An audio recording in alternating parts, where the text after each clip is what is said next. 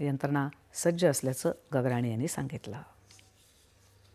वीज पुरवठ्यातील अडचणींमुळे मुंबईतल्या चेंबूर आणि भक्ती पार्क दरम्यान म्हैसूर कॉलनी स्थानकाजवळ अडकलेल्या मोनोरेलमधून प्रवाशांची सुखरूप सुटका करण्यात आली.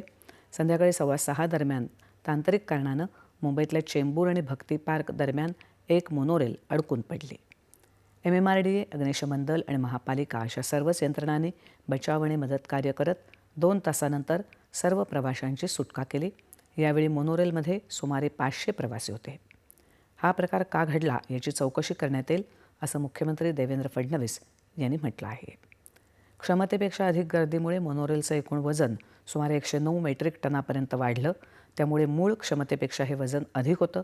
या जास्त वजनामुळे पॉवर रेल आणि करंट कलेक्टर यांच्यातील यांत्रिक संपर्क तुटला, ज्यामुळे मोनोरेलसाठी अत्यावश्यक असलेला वीज पुरवठा खंडित झाला. त्यामुळे मोनो बंद पडली असं प्राथमिक तपासात आढळून आलं आहे.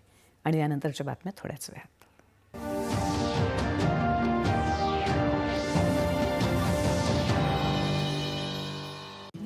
मोठी सुनबाई, हे तुझ्या नावे. इतकी काय घाई होती? अगं, आणि